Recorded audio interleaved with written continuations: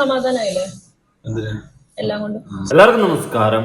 അനുമോള് ആദില് പാതിരാത്രി ബെഡിൽ കിടക്കുന്ന സമയത്ത് ഉമ്മ വയ്ക്കുകയാണ്. ബെഡാണോ സോഫയാണോ? സോഫയിൽ കിടക്കുന്ന സമയത്താണെന്ന് തോന്നുന്നു.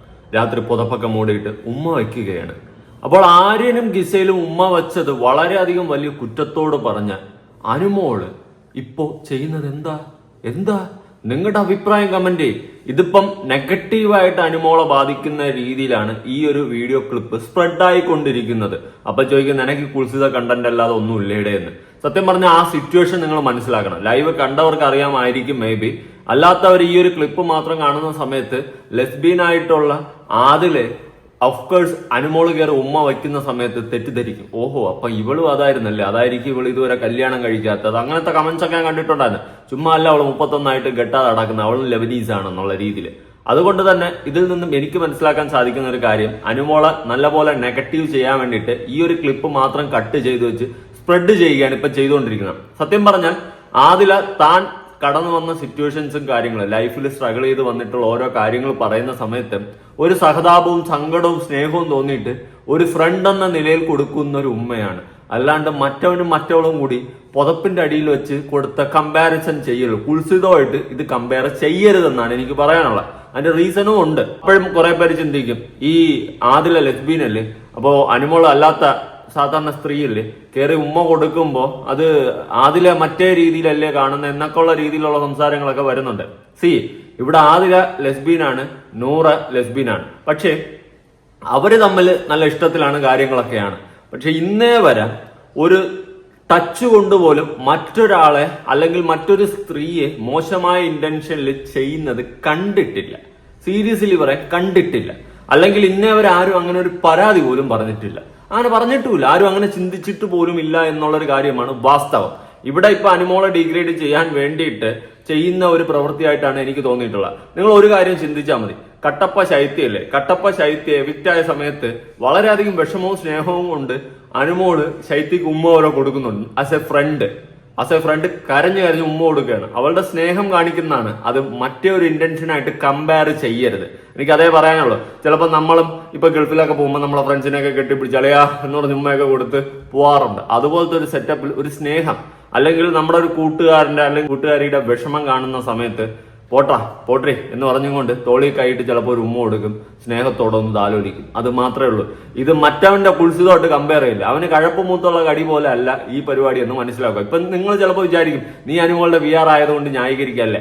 അല്ല, ഇത് നിങ്ങൾ മനസ്സിലാക്കേണ്ട ഒരു കാര്യം എന്ന് വെച്ച് കഴിഞ്ഞാൽ ഈ പറയുന്നത് പോലെ ഈ ലൈവ് കാണുന്ന സമയത്ത് കാര്യം കൃത്യമായിട്ട് നമുക്ക് മനസ്സിലാവും എന്ത് ഇന്റൻഷനിലാണ് അനുമോൾ ഉമ്മ കൊടുത്തിട്ടുള്ളത്.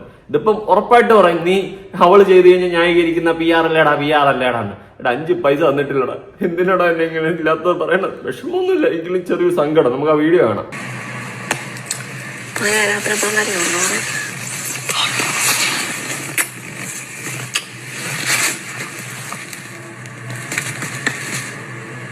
നൂറെ ഉറക്കി കിടത്തിയിട്ട് ആദിലേക്ക് ഉമ്മ കൊടുക്കുകയാണ് അനുമോൾ എന്ന് പറഞ്ഞുകൊണ്ടൊക്കെയാണ് ക്യാപ്ഷനൊക്കെ ഞാൻ കണ്ടത്, കമന്റ്സ് ഒക്കെ ഞാൻ കണ്ടിട്ടുള്ളത്. ദയവ് ഇത് മിസ്ലീഡ് ചെയ്യരുത്. ഇപ്പൊ ചെയ്ത് കഴിഞ്ഞാൽ എനിക്കൊന്നും പറയാനില്ല, നിങ്ങളുടെ താല്പര്യം എന്നേ ഞാൻ പറയത്തുള്ളൂ. എന്നാലും കാര്യം മനസ്സിലാക്കുക, സിറ്റുവേഷൻ മനസ്സിലാക്കുക. നമുക്ക് സങ്കടവും സ്നേഹവും സഹതാപം തോന്നുന്ന സമയത്ത് കൊടുക്കുന്ന ഒരു ഉമ്മ മാത്രമായിട്ടാണ് ഞാൻ മനസ്സിലാക്കിയത്. പക്ഷെ കുറെ അപരാധികൾ ഇതിനെ തിരിച്ചു വിടുകയാണ്. ഇവളെ ലെബനീസ് ആക്കുന്നു. അതുപോലെ തന്നെ ഇവളെ മറ്റേ ഒരുള്ള രീതിയിൽ പറയുന്നുണ്ട്. മറ്റേ ആര്യനും ഗിസയിലും ഉമ്മ വച്ചതുമായിട്ട് കമ്പയർ ചെയ്ത് ഇങ്ങനെ തട്ടിവിടുകയാണ്. വേണമെന്നുള്ളവന്മാർ വിശ്വസിച്ചാൽ മതി. ഇന്നലെ എപ്പിസോഡില് ലാസ്റ്റ് ഘട്ടം, ഈ എവിക്ഷനൊക്കെ കഴിഞ്ഞിട്ട് ലാസ്റ്റ് ഘട്ടം എല്ലാം തീർന്നതിന് ശേഷം ലാലേട്ടനും പിരിഞ്ഞ് പിണങ്ങി പോയതിനു ശേഷം ഉള്ള ഒരു സമയത്ത് ഈ ഷാനവാസും നൂറയും കൂടി ഇരുന്ന് കുറച്ച് കാര്യങ്ങൾ പറയുന്നുണ്ടായിരുന്നു. കേട്ടു നോക്കാം.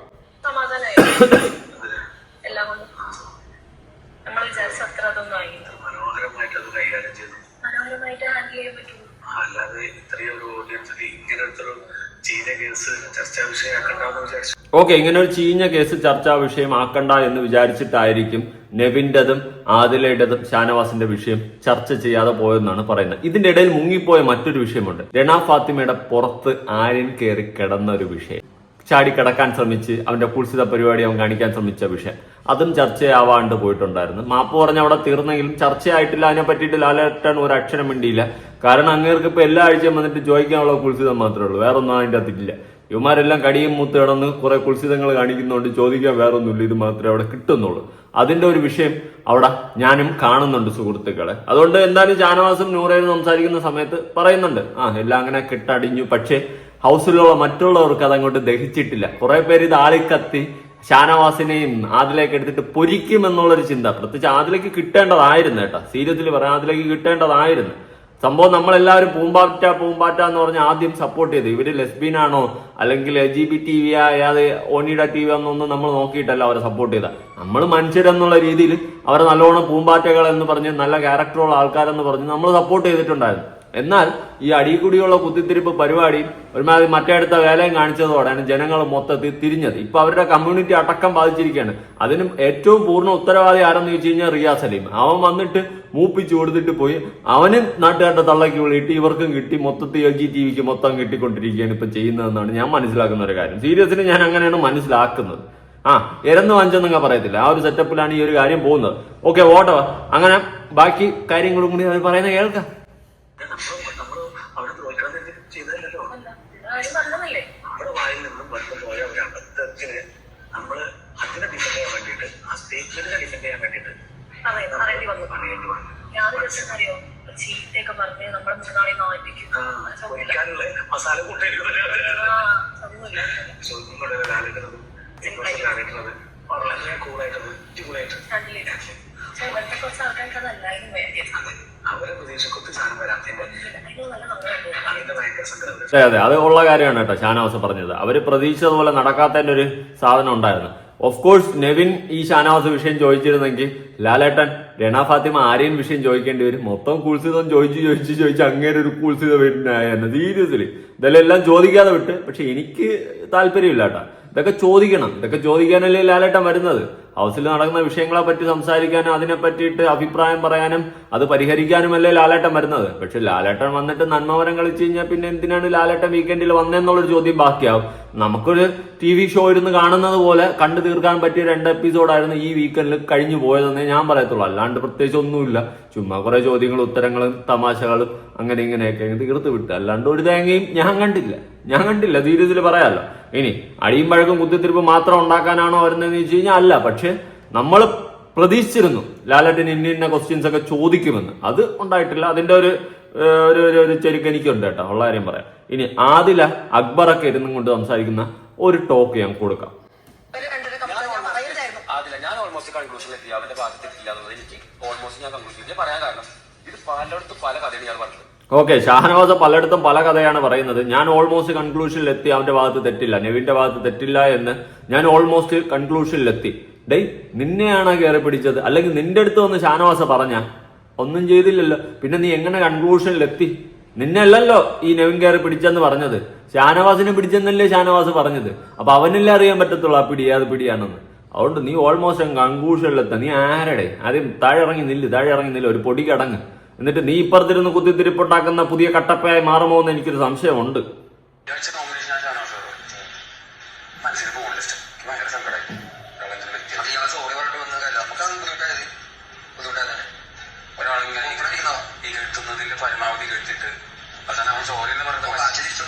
നീ അങ്ങ് ഗിഴ്ത്തുന്നതിന്റെ പരമാവധി ഗിഴ്ത്തിയിട്ട് അവസാനം സോറി. പിന്നെ ഇനി എന്ത് ചെയ്യണമെന്ന്? അവൻ ചെയ്ത തെറ്റാണ്. ആര്? നെവിൻ. അത് ഉറപ്പായിട്ട് ഷാനവാസ് തുറന്നു പറഞ്ഞതാണ്. പിന്നെ ഇനി അവന് കൂടുതൽ നാണക്കേട് ഉണ്ടാകുന്നെന്ന് വെച്ചിട്ട് ഇനിയും നാറരുതെന്ന് വെച്ചിട്ടാണ് ഷാനവാസ് സോറി പറഞ്ഞത് വിട്ട് നിർത്തി പോയത്. അപ്പൊ നീ വീണ്ടും കുത്തിത്തിരിപ്പുണ്ടാക്കണ? കൊള്ളാലോടാ അക്ബറെ, നീ ചുമ്മാ അല്ല കേട്ടാ, നീ ഒരു കില്ലാടി തന്നെ. ഇതെല്ലാം ഇരുന്ന് വാങ്ങിക്കൊണ്ടിരിക്കേണ്ട ഒരു അവസ്ഥ എനിക്ക് ഉണ്ടാവരുത് കേട്ടോ അക്ബറെ. ഇങ്ങനെയാണെങ്കിൽ നീ മറ്റേ ഷോ ഡയറക്ടറിന്റെ ഒക്കെ ക്ലോസ് ഫ്രണ്ട് എന്നൊക്കെ പറയുന്നത് കേട്ട് കരക്കമ്പിയിൽ ഒരു സംസാരമുണ്ട്. ഓക്കെ, അതും എനിക്കും അറിയാന്നുള്ളൊരു കാര്യം തന്നെയാണ്. എന്ന് വെച്ചിട്ട് കൂടുതൽ അങ്ങോട്ട് ഷോ ഇറക്കരുത്. പിന്നെ എല്ലാവരും കൂടി വന്ന അനുമോളെ എടുത്തിട്ട് അടിക്കുന്നത് ഒരു പരമാർത്ഥമായിട്ടുള്ള കാര്യമാണ്. ആ കൂട്ടത്തിൽ ഇപ്പൊ ഷാനവാസിനെയും പെടുത്തിയിട്ടുണ്ട്, ഷാനവാസിനെ എടുത്തിട്ട് അടിക്കുന്നുണ്ട്. അതുപോലെ ഞാൻ മനസ്സിലാക്കുന്ന വേറൊരു കാര്യമുണ്ട്, ഇനി അങ്ങോട്ട് അടിയുടെ വെടിയുടെ പൊടി പൂരമായിരിക്കും. മിക്കവാറും ഈ ഒരു ആഴ്ച അല്ലെങ്കിൽ അടുത്ത 2-3 ആഴ്ചയില് ഈ നമ്മുടെ അനീഷിനെയും ഷാനവാസിനെയും പിരിക്കാൻ ചിലപ്പോൾ ബിഗ് ബോസ് തന്നെ ശ്രമിക്കും. അവരെ തമ്മിൽ പിരിച്ചു കഴിഞ്ഞാൽ, ഇപ്പൊ ഒന്നിപ്പിച്ചല്ലോ, ഇനി പിരിച്ചു കഴിഞ്ഞാൽ അത് വൻ ഹൈപ്പിൽ പോകുന്ന TRPയിൽ പോകുന്ന സാധനങ്ങളായി മാറും. ഓഫ് കോഴ്സ് മാറും, ഉറപ്പായിട്ടുള്ള കാര്യമാണ്. അത് ആളിക്കത്തും. അങ്ങനെ ഒരു സംഭവം സംഭവിച്ചു കഴിഞ്ഞാൽ അത് ആളിക്കത്തും. അവരെ പിരിക്കാൻ വേണ്ടിയിട്ട് ഇനി പല അടവുകളും ഭയക്കുമെന്നാണ് എൻ്റെ ഒരു നിഗമനത്തിൽ തോന്നുന്നത്. ചിലപ്പോ മേ ബി. ആരിത്? രേണാ ഫാത്തിമയാ? അലിബൂട്ടനെ കണ്ടാ? സന്തോഷായ? വന്നിരിക്കുകയാണ് സുഹൃത്തുക്കളെ. അയ്യോ എന്നാ സ്നേഹോടാ. അയ്യോ വീട്ടുകാരെയൊക്കെ കണ്ടു കഴിഞ്ഞാലും വീട്ടുകാരെയൊക്കെ കാണാൻ വേണ്ടിയിട്ട് ഇങ്ങനെ കൊതിക്കുമെന്ന് എനിക്ക് അറിയത്തില്ല. വന്ന പാടെ എന്ന് എയർപോർട്ടിൽ ഇറങ്ങി ഉടനെ അലിബ് എവിടെ എന്ന് പറഞ്ഞുകൊണ്ട് ആലിപ്പഴത്തിനെ അന്വേഷിച്ചുകൊണ്ട് നടക്കുകയാണ്. അല്ലാണ്ട് എന്ത് പറയാം. എന്തായാലും സ്നേഹം നല്ലത് തന്നെയാണ്. ഒപ്പം നമ്മളെ പെറ്റ തന്തയും തള്ളയും കൂടി മറക്കാതിരിക്കുന്നത് ബെറ്റർ ആയിരിക്കും. ചിലപ്പോൾ പ്രായത്തിന്റെ കുഴപ്പമായിരിക്കും. കൊച്ചുകുട്ടിയില്ല, 19 വയസ്സെങ്ങാണ്ടല്ലേ ഉള്ളൂ. അതിന്റെ ഒരു കുഴപ്പമായിരിക്കും. പ്രേമിച്ചവനാണ് ഉയിര് ജീവനാണ് തൈരെന്ന് പറഞ്ഞുകൊണ്ട് കണ്ണാപ്പിത്തനം കാണിച്ച് നടക്കുന്ന പിള്ളേരുടെ ഒക്കെ ഇടത്തിപ്പെട്ടിട്ടുള്ള ഒരു കുട്ടി. അത്രേ ഞാൻ കരുതുന്നുള്ളൂ. ചീവീട് കണക്കിന് കിടന്ന് ചീടി വിളിച്ച ഒരു രേണാ ഫാത്തിമ വന്നിട്ട് അറ്റ്ലീസ്റ്റ് വീട്ടുകാരെയൊക്കെ ഒന്ന് കാണണ്ടേ. സ്വന്തം ഉമ്മാക്ക് ഉള്ളതല്ലേ, നിനക്ക് വേണ്ടി ഒന്നുമില്ലേ അവര് കയറിപ്പോയതാ പുറത്ത് കിടന്നിട്ട്. ഇവനാണെങ്കിൽ ഒരക്ഷരം വേണ്ടിയിട്ടില്ല നിന്നെ ന്യായീകരിക്കാൻ ഒന്നിനും. നിന്നെ ന്യായീകരിക്കാൻ വന്നത് ആകെ നിന്റെ ഉമ്മയാണ്. അതങ്ങനെയാണ്. നമ്മുടെ മക്കള് എന്തെങ്കിലുമൊക്കെ പെട്ടുകഴിഞ്ഞാൽ ചിലപ്പം കൂടെ വയ്ക്കുന്ന ആരും കാണില്ല, സ്വന്തം പാർട്ട്ണർ പോലും കാണത്തില്ല. പക്ഷെ നമ്മൾ ചെയ്യുന്ന കോപ്രായാണെങ്കിലും ദണ്ഡിത്തരമാണെങ്കിലും നമ്മളെ ന്യായീകരിക്കാൻ നമ്മുടെ പെറ്റ തന്തയും വരും. അതുള്ള കാര്യമാണ്. അതാണ് എനിക്ക് ഇവിടെയും കാണാൻ സാധിച്ചിട്ടുള്ളായിരുന്നു. ആലിബ് നിന്നെ ഒരു തരത്തിലും ഒരു കാര്യത്തിലും ന്യായീകരിക്കാനോ നിനക്ക് വേണ്ടിയിട്ട് ഒരു വീഡിയോ ഇടുകയോ ഒന്നും ചെയ്തിട്ടില്ല. പക്ഷെ നിന്റെ ഉമ്മ നീ ചെയ്തിട്ടുള്ള പോക്രിത്തനങ്ങളെല്ലാം എടുത്തു വെച്ചിട്ട് അതിനെ ന്യായീകരിച്ച് നിന്നെ സപ്പോർട്ട് ചെയ്ത് വീഡിയോ ഇടേണ്ടു. 19 വയസ്സുള്ള കുളന്തൈ. അതാണ് അമ്മ. അത് മനസ്സിലാക്കി കേട്ടാ രേണാ ഫാത്തിമ. മനസ്സിലാക്കുന്നത് നിനക്ക് നല്ലതായിരിക്കും. ഇനി വേറൊരു വീഡിയോ ക്ലിപ്പ് കൊടുക്കുക. രേണാ ഫാത്തിമയുടെ തന്നെയാണ്. ഈ ആര്യൻ രേണാ ഫാത്തിമ വിഷയം ഉണ്ടല്ലോ, മറ്റേ പുറത്ത് കയറി കിടന്നത്, അതിനെ കുറിച്ചിട്ട് രേണ പറയുന്നത് കേട്ട് നോക്കാം. ബെഡിൽ കയറി കിടന്ന സംഭവവുമായി ബന്ധപ്പെട്ട് അതൊരു ആദ്യമേ എല്ലാം ചിരിച്ചെടുത്തിട്ട് പിന്നീട് അതൊരു ഇഷ്യൂ ആക്കി മാറ്റാനുള്ള കാരണം എന്താ? ചിരിച്ചിട്ടില്ലായിരുന്നല്ലോ. ചിരിച്ചായിട്ട് വിഷ്വലിനകത്ത് കാണുന്നുണ്ട്. വിഷ്വലിനകത്ത് ചിരിച്ച മാത്രങ്ങൾ കണ്ടത്, വേറൊന്നും കണ്ടില്ല. ചിരിച്ചതായിട്ടാണ് കാണേണ്ടത്. ചിരിച്ച് എന്നിട്ട് വേറൊന്നും കണ്ടില്ല നിങ്ങള്? ഇല്ല, കണ്ടിട്ടില്ല. ലൈവ് നോക്കുമ്പോൾ ശരിക്കും മനസ്സിലാവും. അന്നേരം എന്തുകൊണ്ട് പ്രതികരിച്ചില്ല എന്ന് ചോദിക്കുന്ന ആളുകളുണ്ട്. അന്നേരം ഞാൻ പ്രതികരിച്ചല്ലോ പിറ്റേ ദിവസം രാവിലെ തന്നെ. അല്ല, സ്പോട്ടിൽ എന്തുകൊണ്ട് പ്രതികരിച്ചില്ല എന്ന് ചോദിച്ചവരുണ്ട്. സ്പോട്ടിൽ ഒരു ആക്ട് നടക്കുകയാണെങ്കിൽ ആ ഇപ്പോൾ ഏതെങ്കിലും ഇങ്ങനെ ഇതേപോലെ എന്തെങ്കിലും ഒരു സംഭവത്തിന് ഇരയായിട്ടുണ്ടെങ്കിൽ മനസ്സിലാവും. ഇങ്ങനെ ഒരു ആക്ട് നടക്കുമ്പോൾ ഫസ്റ്റ് നമ്മൾ എന്താ പ്രതികരിക്കുക, നമ്മൾ റിയാക്ട് ചെയ്യാൻ പറ്റാത്തൊരു സിറ്റുവേഷനിലായിപ്പോൾ പെട്ടെന്ന് എന്താ ചിരിക്കണോ, ഭയങ്കര കൺഫ്യൂസ്ഡ് ആയിപ്പോൾ. ആ ഒരു സിറ്റുവേഷനിൽ തന്നെയായിരുന്നു ഞാൻ ഉണ്ടായിട്ടുള്ളത്. പിന്നെ ഞാൻ കുറച്ച് കഴിഞ്ഞപ്പോൾ എനിക്ക് അത് മനസ്സിലാച്ചപ്പോൾ ഭയങ്കര വിഷമമായി. പിന്നെ പിറ്റേ ദിവസം തന്നെ ഞാൻ കാര്യങ്ങൾ ചെന്ന് സംസാരിച്ചിട്ടുണ്ട്. റെനെ ഏറ്റവും വിഷമിപ്പിച്ചത് ആദ്യം സോറി പറയാതിരുന്നതായിരുന്നോ? അത് മാത്രമല്ല, വേറെയും കുറേ കാര്യങ്ങളുണ്ടായി. ഞാൻ കറക്റ്റായിട്ട് പറയണ്ടേ, അല്ലെങ്കിൽ അവിടെയും ഇവിടെയും കേട്ട് അങ്ങക്ക് ക്ലിയർ ആവില്ലല്ലോ. ഞാൻ കറക്റ്റായിട്ട് പറയണ്ടേ. അല്ല, നിങ്ങൾ മസ്താനിയായിട്ട് കമ്പയർ ചെയ്താണെന്ന് പറഞ്ഞിട്ടുള്ള സങ്കടം ഉണ്ടായിരുന്നു. അതിനെക്കുറിച്ച് എന്താ പറയുക? സംഭവം അല്ല, അതന്നെ ഞാൻ കറക്റ്റായിട്ട് പറഞ്ഞാലോ നിങ്ങൾക്ക് മനസ്സിലാവില്ലേ. ഓക്കെ അങ്ങനെ കുറെ കാര്യങ്ങളൊക്കെ എന്തൊക്കെ കിടന്ന് പറയുന്നത് ഞാൻ എല്ലാ ഇന്റർവ്യൂവിൽ പറയാം, പിന്നെ പറയാം, മറ്റേ പറയാം, മറിച്ച പറയാം എന്നൊക്കെ പറയുന്നുണ്ട്. അപ്പോഴെനിക്കിത് കണ്ടപ്പോ, അതായത് എയർപോർട്ടിൽ വന്നിറങ്ങിയിട്ട് അന്വേഷിക്കുന്ന മൊത്തം ആലിബിനെയാണ്. ഓക്കെ, പാർട്ട്ണറെ അന്വേഷിക്കുന്നതിൽ തെറ്റൊന്നുമില്ല. പക്ഷെ നീ അകത്താരം സമയത്ത് പലതവണ ഏറിപ്പോയപ്പോഴും നിന്നെ ന്യായീകരിച്ച് സപ്പോർട്ട് ചെയ്യാൻ നിന്റെ ഉമ്മ മാത്രമേ ഉണ്ടായിരുന്നുള്ളൂ എന്നുള്ള ഒരു കാര്യം നീ തിരിച്ചറിയുക. ഇനി അവനെ സ്നേഹിക്കരുതെന്നൊന്നും അല്ല ഞാൻ പറയുന്നത്, പക്ഷെ ഉമ്മ മാത്രമേ ഉണ്ടായിരുന്നുള്ളൂ. അവരെയും കൂടി ഒന്ന് സ്നേഹിക്കാൻ പഠിക്കുക, അവർക്കും കൂടി കുറച്ച് കെയർ കൊടുക്കുക, ടൈം സ്പെൻഡ് ചെയ്യാൻ ശ്രമിക്കുക, ഒക്കെ ചെയ്യുക. നല്ലതാ. അല്ലെങ്കിൽ ഫെയർ ആയിട്ട് എനിക്ക് തോന്നുന്നില്ല. പക്ഷെ ഇതൊക്കെയാണ് എനിക്ക് കുറച്ച് കാര്യങ്ങൾ പറയാനുള്ള. അനുമോള് മറ്റാതിലായിട്ട് കുളിച്ചതെന്നുള്ള രീതിയിലായിട്ടുണ്ട് സംഭവങ്ങൾ. അതുകൊണ്ട് അതിന്റെ ഒരു സത്യാവസ്ഥയും കൂടി ക്ലിയർ ചെയ്യണമെന്ന് എനിക്കുണ്ടായിരുന്നു.